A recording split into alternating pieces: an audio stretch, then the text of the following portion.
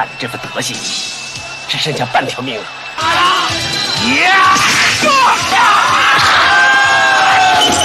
A country boy arrives in Hong Kong seeking an honest life, but the city has other plans. Robbed on arrival, rejected by every job, and drawn into a triad-run martial arts school, he quickly learns that decency doesn't pay the bills. His only advantage? An unnaturally destructive right arm he's terrified to use. When a $10 million MMA tournament offers a way out, he must battle not just opponents but fate itself, surviving every challenge while carrying the hopes of those who believe in him and the fragile future he must protect. Lao Qing is a naive country boy who arrives in Hong Kong hoping to earn an honest living. Things go wrong almost immediately. While trying to contact his relative, Ah Kyung, Qing is approached by a stranger who mistakes him for a famous gambler. In the distraction, a petty street thief named Smart steals his luggage. Qing gives chase and catches up with him. However, the struggle drags on longer than expected, as Smart proves just as stubborn. With no other option, Qing uses his abnormal right arm to subdue him. The blow overwhelms Smart, forcing him to surrender the bag. Qing's right arm is unnaturally powerful and destructive, while his left arm is nearly useless. He avoids using the right one unless he's pushed beyond restraint. During the scuffle, Qing loses Kyung's address and contact information. With nowhere else to go, he follows Smart and forces his way into what he believes is Smart's home. Instead, Smart tricks him and takes him to a prostitute's apartment, pretending the woman, Ping, is his sister and that he lives there. Qing remains clueless at first, even when Ping approaches him. It is only after he realizes the truth that he leaves and tracks down Smart's real apartment. Furious, Qing attacks him, strips him of his clothes, packs everything he owns, and throws it all away as punishment for the deception. That night, Smart is left hiding in the bathtub, completely naked. Qing notices and questions the situation.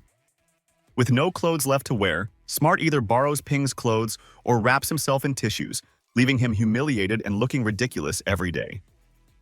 Qing wastes no time searching for work, but reality hits hard. Everywhere he goes, he faces rejection and ridicule.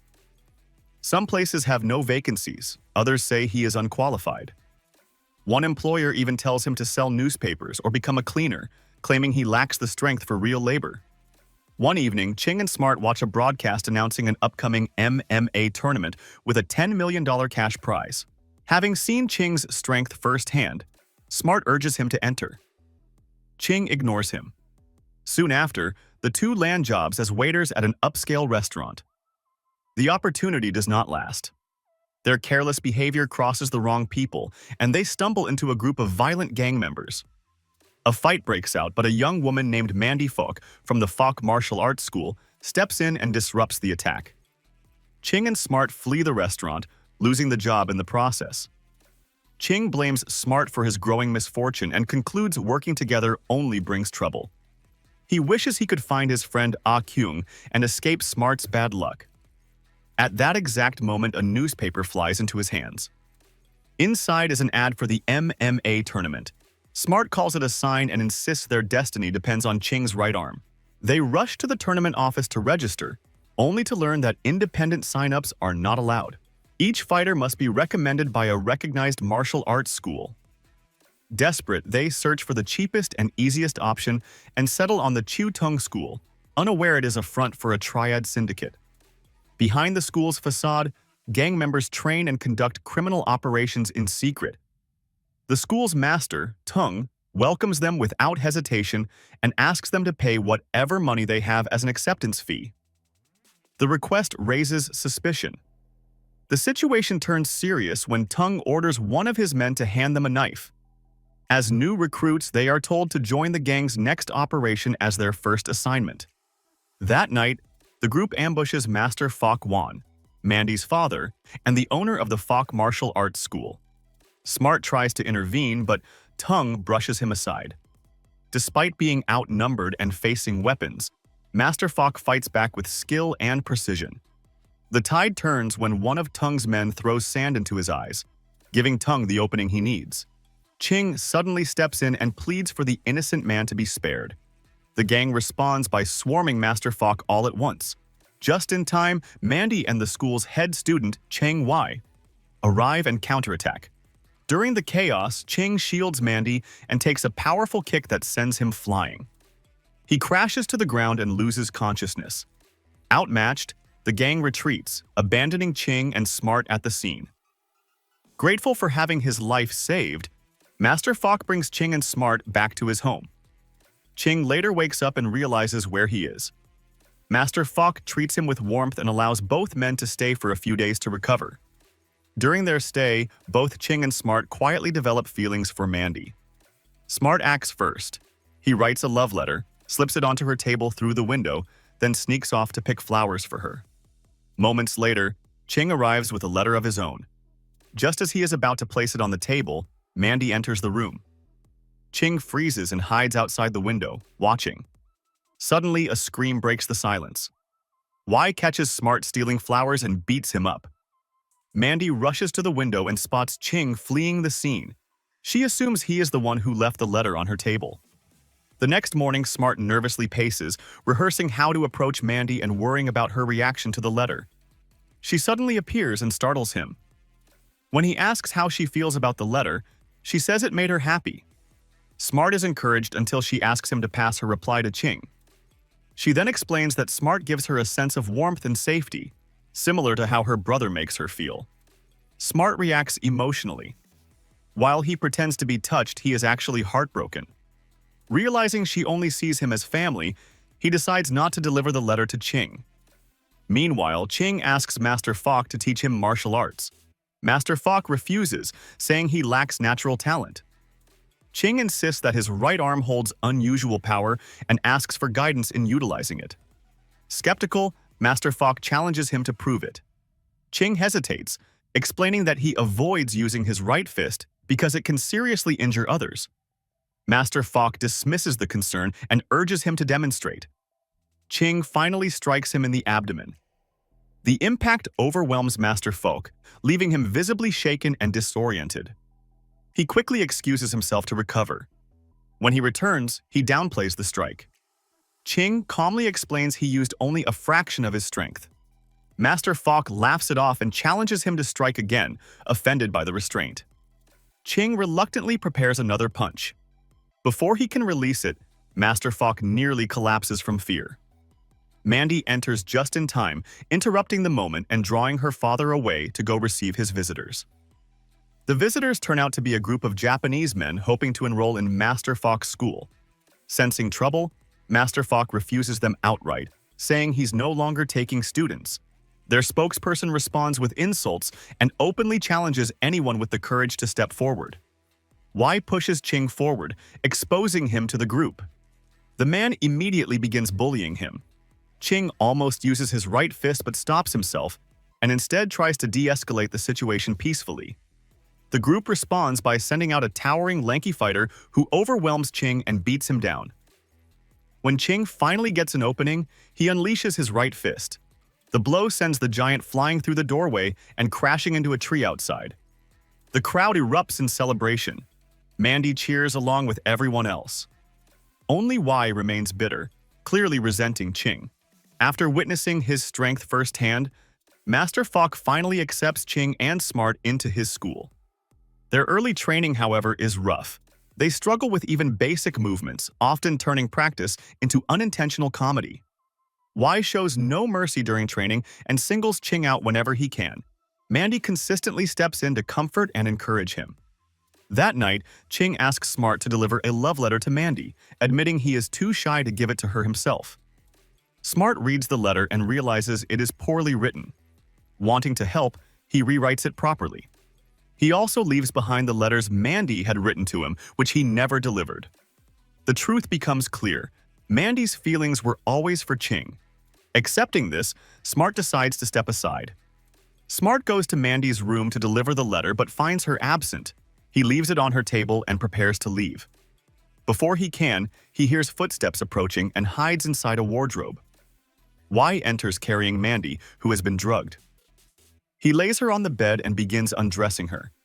At the same time, Cheng reads Mandy's letters and hears a disturbance in the house. He goes to investigate and confronts an intruder, only to realize it is his relative Kyung.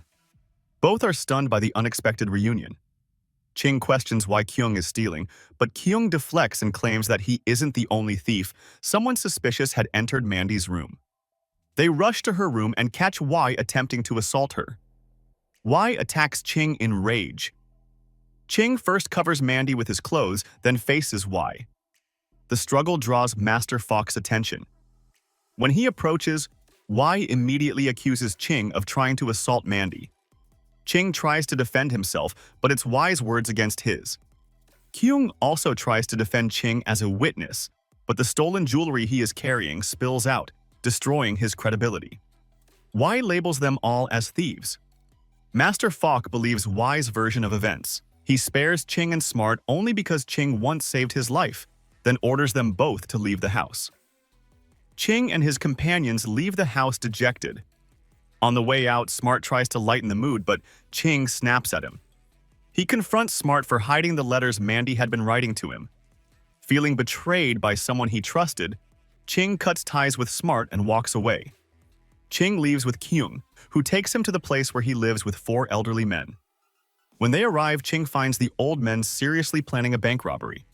The plan quickly falls apart when they realize they are too old and don't even have guns. One of them suggests robbing a nearby shop, but Kyung shuts it down, reminding them the shop owners have always been kind to them. By this point, Ching is exhausted and disillusioned. Living honestly has brought him nothing but hardship. Seeing this, Kyung proposes that the 4 elders teach Ching kung fu. He explains that Ching has an extraordinary fist and plans to enter the MMA tournament with the 10 million prize. The 4 men agree without hesitation. Training begins immediately. Whether Ching believes in it or not, they are determined to prepare him to win. The training is brutal and relentless. Ching is pushed beyond his limits as they sharpen his techniques, build his endurance, and teach him unconventional combat tricks. By the end of it, Ching emerges transformed. With no other way to register him for the tournament, Ching and the 4 elders establish their own martial arts school. They name it the New Great Kung Fu House. The tournament day arrives and Ching enters the venue filled with hope and determination. At the entrance, he spots Smart selling tickets. They lock eyes briefly before he continues inside. The matches begin. Using the techniques he learned and the power of his right fist, Ching tears through his opponents. One by one, they fall. He even defeats his former master, Tung, earning a place in the grand finale. Outside the ring, before the final round, members of the Faulk Martial Arts School arrive. Ching sees Mandy heading toward the locker room to get her father's medication and follows her, hoping to clear his name. Mandy shuts him down, saying she will only believe her father. Y suddenly appears and ambushes Ching with a brutal strike. He sends Mandy away and continues beating Ching while he is disoriented. Pinning him to the floor, Y mocks him for taking the blame for the act he committed against Mandy because Master Faulk trusts him with his life. Unknown to Y, Master Faulk overhears everything while returning from the restroom. Soon after, Master Faulk and Ching are called into the ring. Master Faulk reveals that he now knows Ching was framed. He urges Ching to win the tournament, build a future, and marry his daughter, offering his quiet approval. Their match begins. It is intense but restrained, filled with guidance and unspoken lessons. During the fight, one of Ching's blows leaves Master Faulk gasping for breath, his heart condition flaring up. Officials remove him from the ring to rest. Y storms in, raging and calling Ching a beast. Master Faulk snaps back, exposing Y as the real beast who tried to assault his daughter and framed Ching. Y begs for forgiveness, blaming his actions on love, but Master Faulk expels him from the school without hesitation. Enraged and desperate, Y attacks his weakened master. Unable to defend himself, Master Faulk is choked as his condition worsens. Mandy rushes in, and Y instantly switches his act, pretending innocence. He shifts the blame onto Ching and vows to kill him. Mandy is devastated as she holds her father's failing body. Y returns to the ring and announces that Master Faulk has died from injuries sustained in the earlier fight. He then challenges Ching to a fight to the death. Crushed by guilt, Ching loses all will to fight. He believes he caused his master's death. Y takes full advantage of this and attacks him relentlessly, determined to finish him off. No matter how Ching's team cheers, He does not resist. He absorbs the blows, falls, gets back up, and continues taking the punches as if he believes he deserves it. Back in the locker room, one of Y's lackeys breaks down. Unable to live with the guilt, he confesses to Mandy that Y was the one who killed Master Faulk. When Mandy tries to rush to the arena, other students, loyal to Ching, attempt to stop her. Smart, who has just snuck in through the back, overhears the struggle and steps in. He holds the students back and takes several punches to the face as he helps Mandy escape. Mandy reaches the arena just as Ching is nearly beaten beyond recognition. She attacks Y, revealing that he murdered her father. The moment the truth lands, Ching snaps out of his despair. With nothing left to hold back, he unleashes a brutal barrage of punches using his right fist. The final blow sends Y flying across the ring, tearing through it and knocking him out cold. Ching wins the tournament. Outside the arena, Ching and Mandy see Smart limping out, badly beaten. Ching approaches and apologizes for misunderstanding him, and the two reconcile.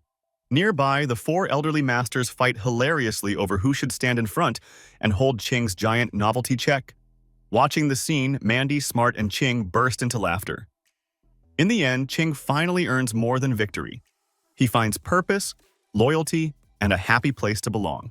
And that's how a naive country boy with one useless arm and one unstoppable fist fought his way through betrayal, humiliation, and death to finally earn his place in the world.